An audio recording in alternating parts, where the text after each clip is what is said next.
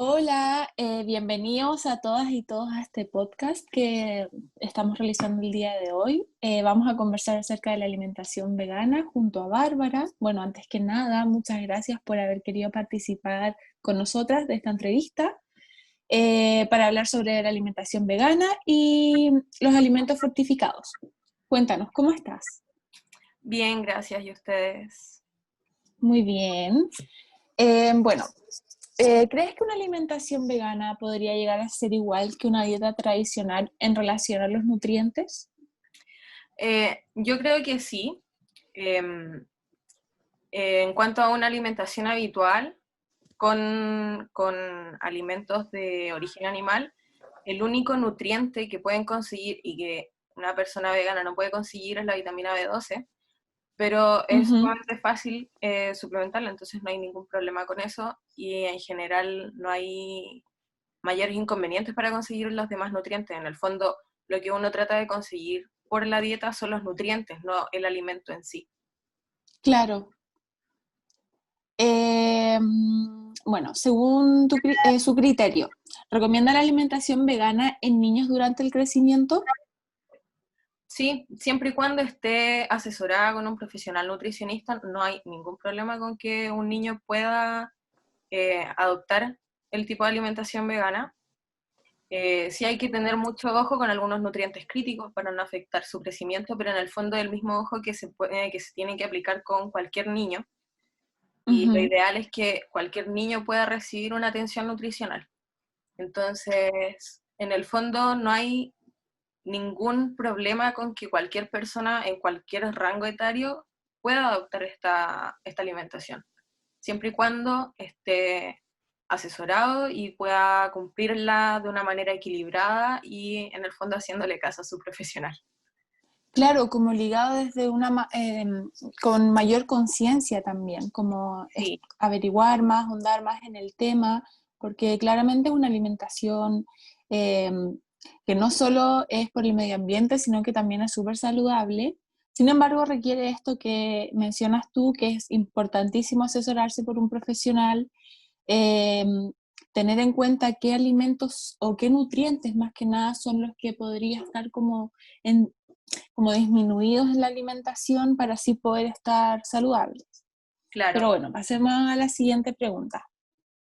Para una persona con alimentación tradicional que quiere ser vegano, ¿cuál es la transición eh, que se recomienda y por qué? Como por ejemplo, de un día para otro ser vegano o partir siendo pescetariano, vegetariano, como según su experiencia, como cuál ha sido o sea, ¿cómo has visto tú la mejor transición en las personas? Yo creo que depende de cada persona. Hay personas que pueden dejarlo de un día para otro, hay personas que necesitan ir de a poco, hay otras personas que prefieren informarse primero antes de dar el paso, etcétera. Hay diferentes maneras de tomárselo y diferentes maneras de llegar a esta alimentación y a este estilo de vida en el fondo, porque más que una alimentación es un estilo de vida. Eh, Ujú. pero depende de cada persona, porque en el fondo si una persona, por ejemplo, deja todos los alimentos de origen animal de un día para otro, pero en realidad no está seguro de la decisión o lo hizo como más por presión social, tienden a volver a consumir alimentos de origen animal. Entonces, en el fondo es como conocerse, escuchar el cuerpo, escuchar a la mente, como ver cuál es tu propia transición. Como hay personas que Como- empiezan solamente dejando las carnes rojas, hay personas que parten siendo vegetarianas al tiro, hay otras personas que parten de un día para otro siendo veganas, pero ya es una decisión muy personal. Sí, concuerdo mucho contigo por lo mismo, porque cada uno tiene sus propios procesos y, por ejemplo, hay personas que nunca les han gustado las carnes o nunca han sido muy buenos para los lácteos y para ellos se les hace mucho más fácil como iniciar una alimentación vegana. Sin embargo, una persona que toda su vida fue crecida con carne y con productos lácteos, me imagino que debe ser un proceso mucho más largo también. Claro, igual depende Eh, porque conozco casos de personas que les gustaba mucho la carne, pero hacen un clic en su mente en cuanto a algo medioambiental o de los animales o cosas así, y son capaces de dejar la carne de un día para otro. Y hay otras personas que por mucho que no les guste la carne o que no les gusten los lácteos, hay un alimento que les gusta mucho y necesitan procesarlo a su propio tiempo. Entonces, es muy personal ese proceso y da igual cuánto dure. Claro, exacto. Eh, y según su experiencia, ¿a través de qué alimentos obtienen proteína las personas que siguen una dieta vegana? Como cuál es la proteína o la fuente de proteína más común dentro de la alimentación. Las legumbres. Eh, el tofu se ha hecho muy accesible ahora el último tiempo. Y eso básicamente es como lo que más consume la gente vegana en general, las legumbres, porque son muy accesibles en cuanto a lugares donde encontrarlo y también en precio, a diferencia Claro, de y preparaciones también. sí, y es mucho más fácil prepararlo. Y en el fondo en cuanto a las preparaciones, también se va jugando mucho. El vegano en general inventa muchas cosas, muchas maneras de comer los mismos alimentos, porque si no se aburren, po. Ujú. Igual algo importante que me gustaría mencionar es que en el caso de las legumbres, para que logre ser una proteína de alto valor biológico, en el fondo como que tenga todos los aminoácidos esenciales, es importante que sea mezclada con un cereal, ya sea Exacto. arroz o fideos o quinoa, porque por sí solo sí te aporta un porcentaje de proteína, pero tu organismo no la va a absorber de la misma manera que acompañado de un cereal. Claro. De hecho, antes se creía que se debían combinar proteínas con cereales en una misma comida, pero últimos estudios han expuesto que en realidad es necesario que durante el día se puedan combinar las proteínas eh, de las leguminosas con los cereales. Aún así, como instintivamente se van mezclando las proteínas con los cereales. Claro. Por ejemplo, en un almuerzo o en un desayuno, se van instintivamente complementando, ya sea el combinar la avena con la leche de soya o el combinar el hummus con un pan.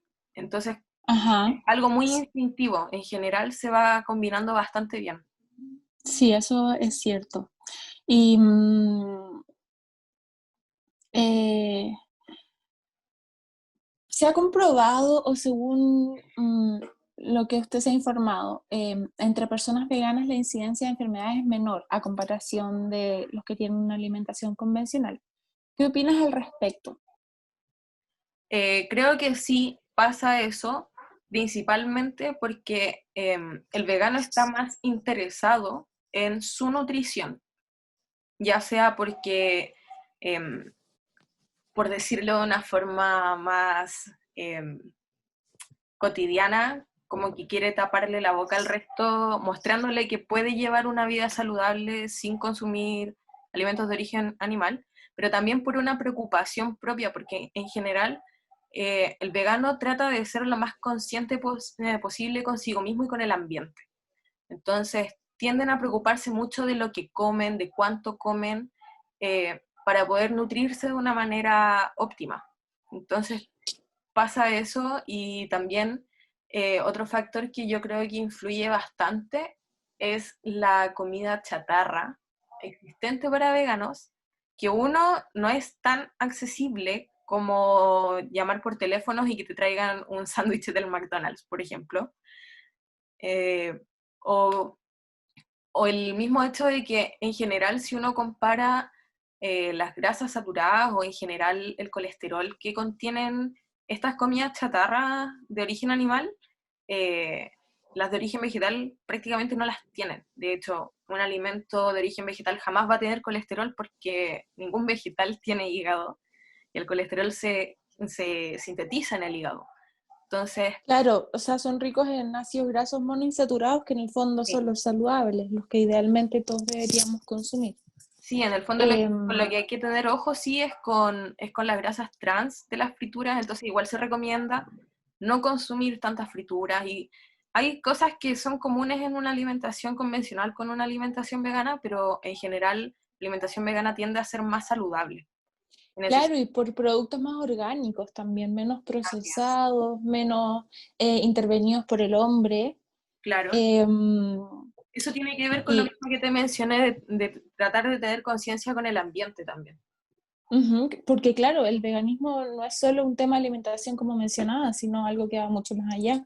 Em, evitar, o sea, eliminar por completo maquillajes que estén en animales, La productos, vestimenta. vestimenta, cuero, todo lo que, claro. Entonces, claramente no es solo una conciencia corporal, sino una conciencia mucho más global de lo que una persona está haciendo por él mismo o por ella misma. Sí, de hecho, una Eh, aclaración en cuanto a eso, que se tiende a decir como la dieta vegana, pero en realidad la dieta del vegano es una dieta vegetariana estricta, pero el veganismo es mucho más que eso, es una sí, postura de vida, claro. es mucho más Es profundo. como, claro, ¿no? Sí, se podría llamar, no sé si es la palabra correcta, pero como una creencia, por decirlo de alguna manera. No, o Sí, sea, no sé si creencia, pero es como, em, porque si fuera una dieta, claro, abarcaría solo lo que es la alimentación, pero al ser como veganismo, no abarca solo la alimentación, sino como lo que mencionamos anteriormente, de todo lo que conlleva a la explotación animal. claro, exacto. Eh, bueno, Bárbara, ahora mi amiga va a seguir con las preguntas que siguen. No hay Hola problema. Bárbara, Hola, bueno, me presento, mi nombre es Vanessa Osorio y yo voy a seguir con la segunda parte de este podcast que está bien entretenido sobre el veganismo.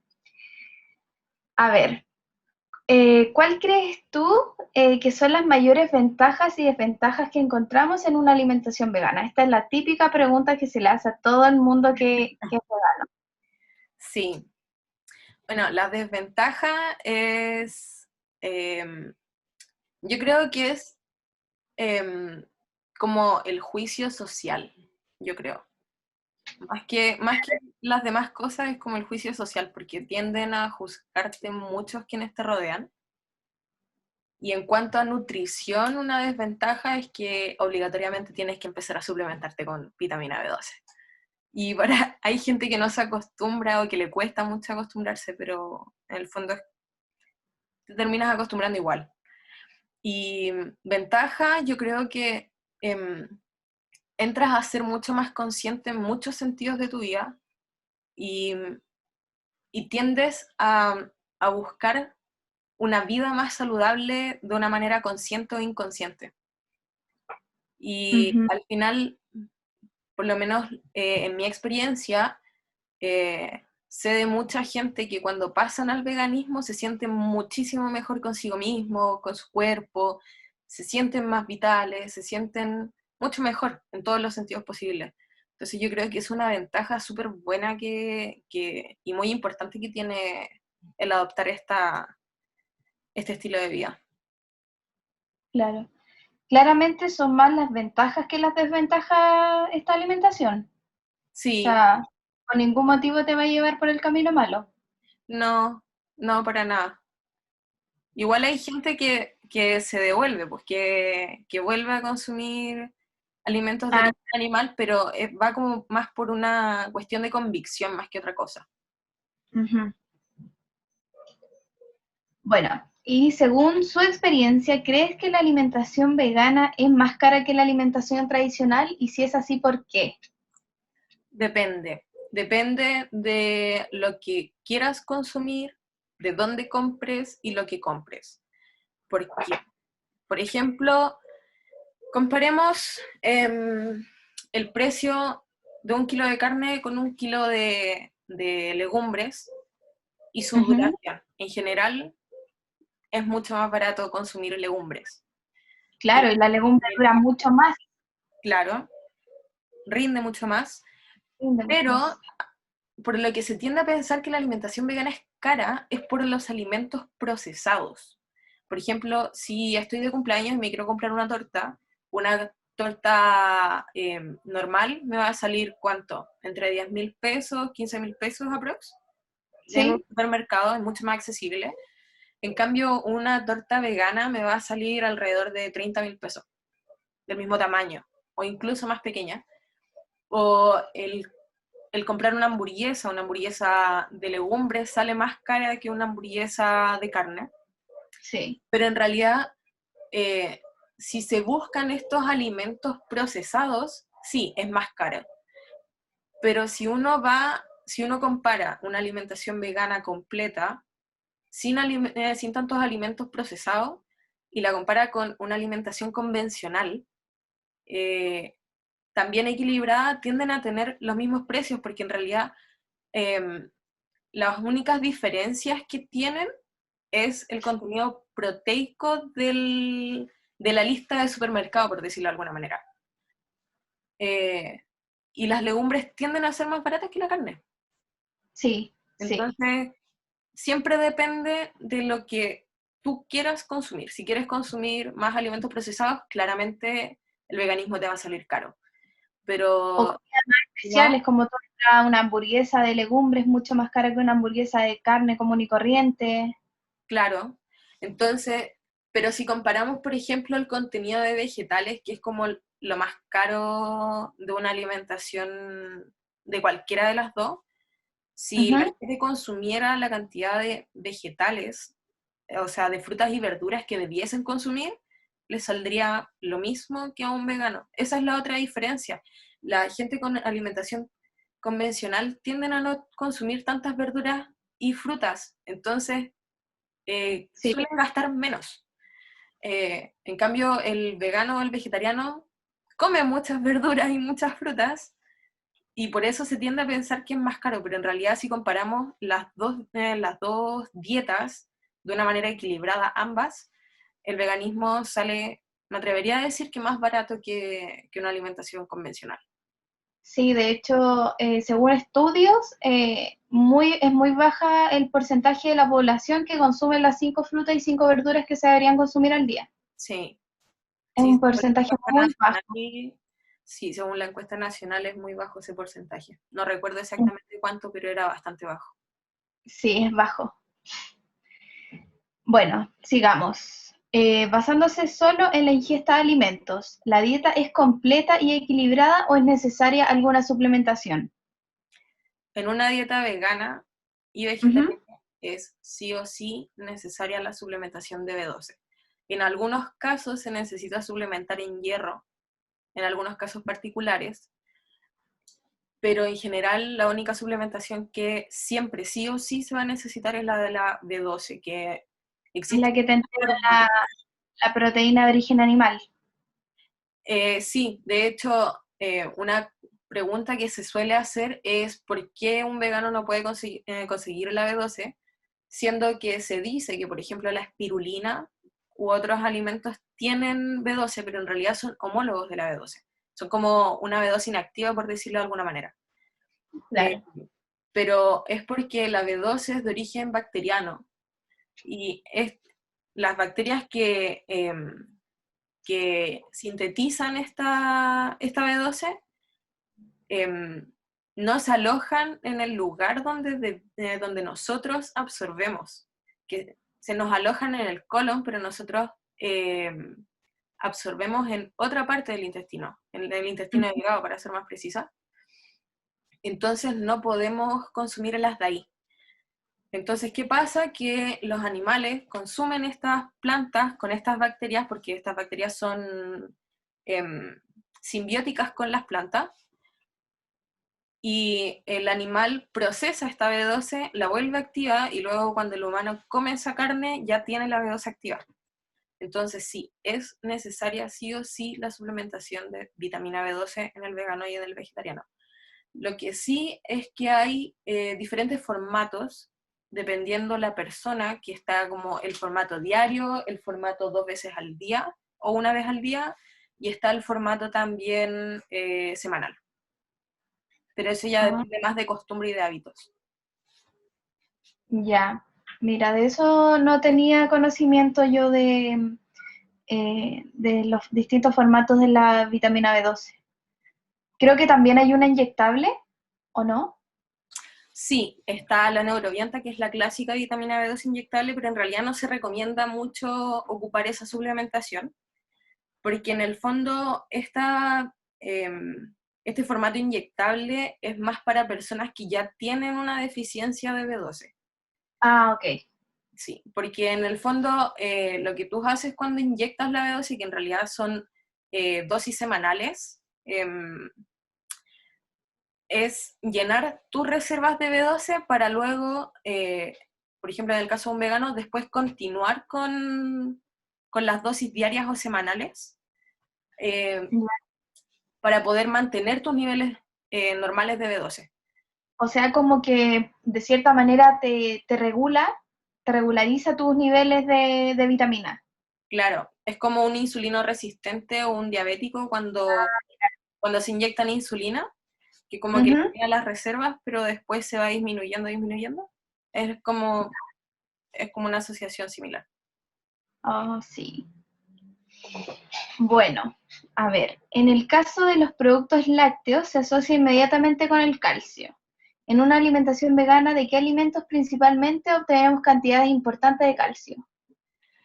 De verduras verdes, como el brócoli, el cale, el repollo, los berros, de las legumbres, de las semillas como el sésamo, la amapola, la chía, de los higos secos, de las almendras, del tofu, leches vegetales o en polvo fortificada, de Ujú. jugos fortificados. Por ejemplo, el Hades es un jugo bastante rico que está hecho en base a soya, que en el fondo es como una bebida vegetal de soya, pero tiene como más sabor a jugo. También está fortificado, de cereales fortificados, del cochayuyo, yogur de soya, y así. O sea, lugares hay, de sobra. Y lugares hay de sobra. Ah, Disculpa ok. que te interrumpa, pero una vez me pareció escuchar, no sé si tú has escuchado al respecto, que el kiwi tiene bastante calcio, incluso puede llegar a tener más que un vaso de leche. Es que en realidad no es qué alimento tiene más calcio que otro, sino que es la disponibilidad de ese calcio. Entonces, eh, en los lácteos el calcio está así como, toma, aquí está. En cambio, en las fuentes vegetales en general, se necesita darle una pequeña ayudita, por ejemplo, consumir vitamina D de leches vegetales fortificadas o de alimentos fortificados para poder ayudar a la absorción de calcio, Sí. claro, o activar la vitamina D tomando sol 15 a 20 minutos diarios sin bloqueador. Entonces, Para no llegar a la suplementación. claro, aún así en algunos casos se necesita suplementación, pero como en cualquier persona normal.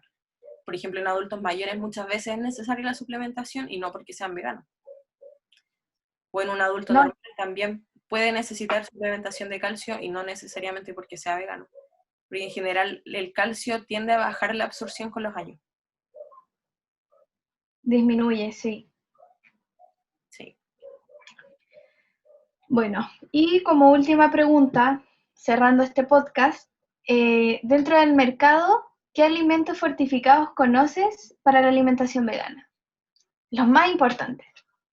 Yo creo que los más importantes son las leches vegetales fortificadas. Ujú. Eh, Hay cereales de desayuno que son fortificados, que son bastante buenos. Hay yogures de soya que también son fortificados. Como eso. Hablando de leche, con otra pregunta que teníamos más atrás, las leches, o sea, perdón, las bebidas vegetales son más caras que las leches común y corriente. Sí, pero en realidad Ahí, salen caras si las compras en un supermercado. O sea, si es que las compras hechas. Pero hacerlas en tu casa sale más barato. Y en el fondo, si comparamos una alimentación convencional con la vegana, como lo que no te gastaste en carne, te lo vas a gastar en bebidas vegetales. Como se compensa. Termina siendo ah, el mismo precio al final. sí, ya, entonces la Bárbara, Sí, quiero hacerte una pregunta porque no te pregunté hace cuántos años eres vegana. yo soy vegetariana hace 7 años y vegana hace 6. ¡Wow! Muchos años ya. Y dentro de ese periodo, la verdad es que me surge una inquietud. Si has tenido algún tipo de flexibilidad en algún momento de consumir un alimento, no sé, por ejemplo, queso o algo que venga del animal, o de lo contrario, si es que no, si has sentido las ganas de querer consumir algún tipo de alimento en alguna situación durante estos años. La verdad es que, por lo menos con las carnes, jamás me volvieron a dar ganas de volver a comer carne, pero porque en general nunca me gustaron mucho. Y con el Ya. tiempo, a medida que pasan los años, yo creo que bastantes veganos comparten esto conmigo, con los años te va dando cada vez más asco. Por muy fuerte que suene, Sí, me imagino. No, me imagino. El cuerpo se y acostumbra a ciertos tipos de alimentos. sí, también. Es que en el fondo Pero, la por comida ejemplo, vegana es súper rica, entonces como que no echáis de menos los animales, o sea, los alimentos de origen animal. Pero lo que sí en algún momento me dieron ganas de volver a comer fue el huevo, porque era muy buena para el huevo, fue como lo que más me costó y lo que siempre eché de menos.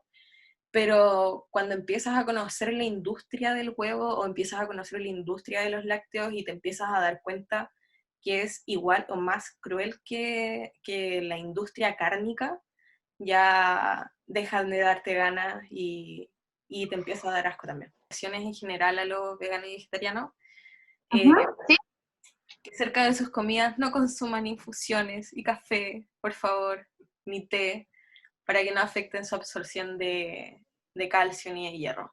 Eso quería sí, ese es un punto súper importante. decir. sí. Sí, porque está la costumbre de que, claro, después de almuerzo su hierbita o su tecito. Sí, y tomen su Cafecito. once. Bueno, Bárbara, muchas gracias nuevamente por haber participado con nosotras. La verdad es que fue súper interesante el tema, ahondar más en él, saber más, enterarnos de más cosas, no solo para nosotras como futuras nutricionistas, sino que para las personas que quieran o quieran seguir una alimentación vegana. Es fundamental informarse sobre los cambios, los suplementos, las vitaminas y sobre todo tener un gran conocimiento tener gran fuerza mental para poder hacerlo. Sí, y asesorarse. Asesorarse, no dejarse llevar por lo que ven en Instagram o lo que leen en Google. Sí. No sé si mi compañera quiere agregar algo más para cerrar este podcast. Nada, solamente agradecida, estuvo muy interesante todo y que cada persona puede estar dispuesta a hacer un cambio de a poquito. Así que eso, nada, Bárbara, muchas, muchas, muchas gracias de verdad por haber Muchas querido gracias a ustedes. participar y espero que estés muy bien en estos tiempos de pandemia, que estés sanita y bueno, ojalá poder hacer otro podcast en otro momento. Muchas gracias. Súper entretenido. Gracias. Que estén bien. Gracias, cuídate, un gran saludo. Chao.